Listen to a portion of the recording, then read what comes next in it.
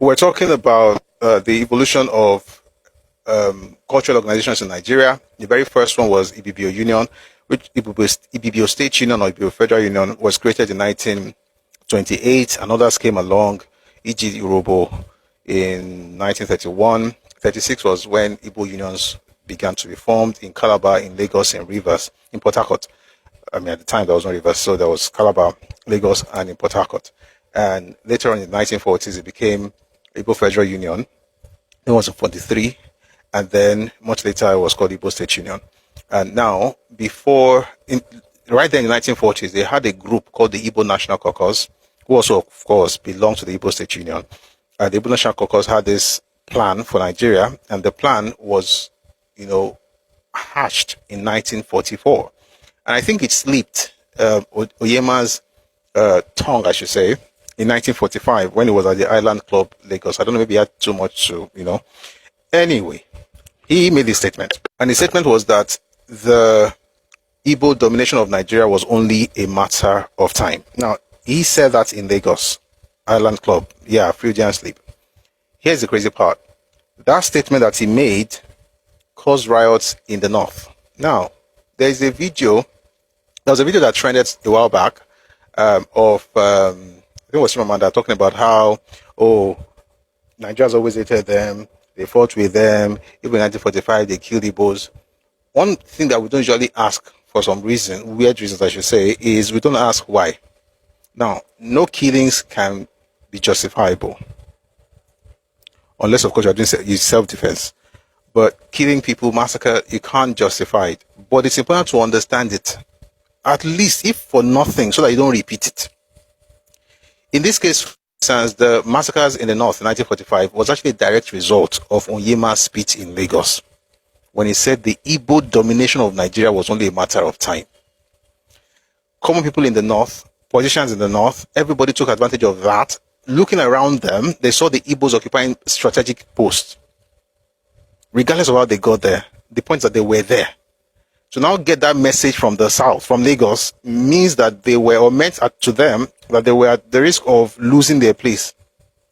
That was actually the genesis of the crisis in 1945. Again, this is not to say that it is justifiable, but it's important to understand how that happened. And you had a repetition of that again in 53 and also in 66. It's always, we talk a lot about what happened, but we don't talk about why those things happened. Now, it says here that the aim of the Igbo National Caucus was summarized in a moment of indiscretion by C.D. Onyeama in the famous utterance at the Island Club, Lagos, that the domination of Nigeria by the Igbo is only a question of time. Indeed, the caucus fixed 1964 as a target date, and the later changed it to 1969 for our perpetual rule of the Federation. Now, I want to say this. I know there are different people listening to me, you belong to different ethnicities and all of that, but understand this. If you're a young person, no one is blaming you for all of these things. I think it's important to put out this caveat every time. Nobody's blaming you for this. But you have to understand, to say that in English now work. You have to understand how things are, or what made things the way they are. All right? And one of those things, I read it from Majiparam, and I read it also from Anthony Nauro, when they said they need unity. They need it. It's not because one group is more patriotic than another group. It's because they literally need it for survival purposes. And we're going to get into some interesting things today. Anyway, so their plan as of 1944 was that by 1964 they will have the perpetual rule of the Federation. Now, I've said this before. If a political party says this, there's nothing wrong with it. You could say that they were boastful and bashful, but it's a party. That's what parties do. For instance, PDP said they were going to rule Nigeria for, 70 years? They were boasting, but it's a party. It's a political party. They were flexing. But for an ethnic group to have a plan to dominate the Federation perpetually and write it down and sign that document, that's something.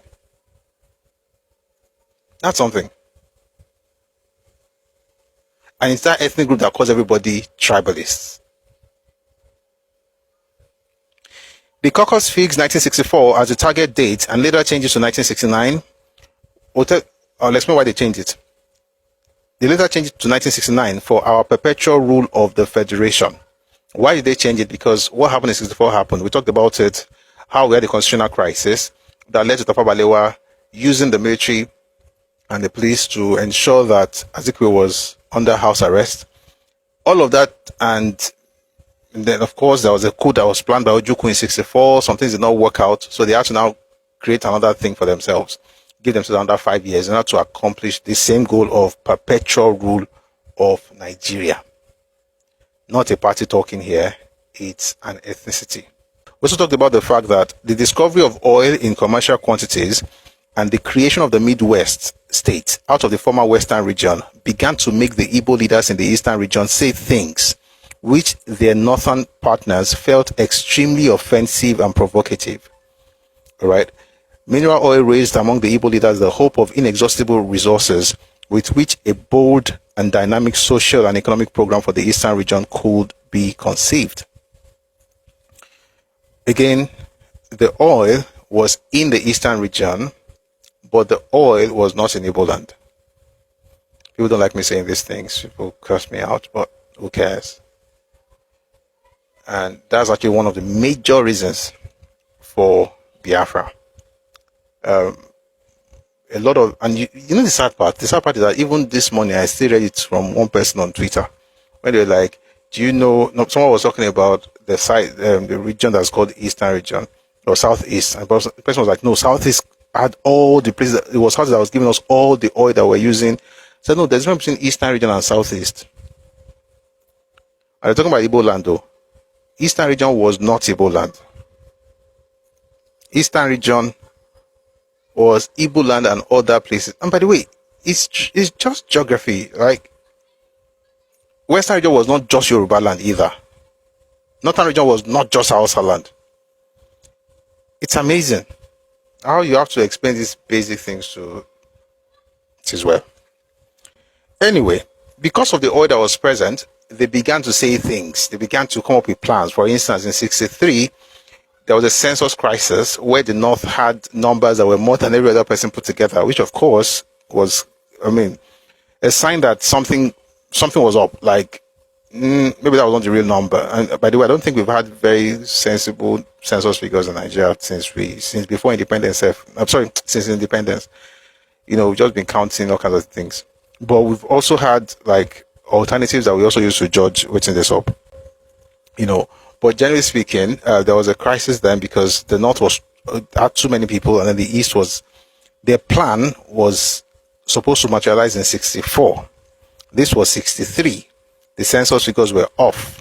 And so that was when the crisis started. And in that year, Okpara actually instituted a committee to study the viability of a separate nation. This was in 1963. So by 64, everybody was flexing. They had succeeded also in having another region apart from the Eastern region under the control of the Igbos, which was the Midwest.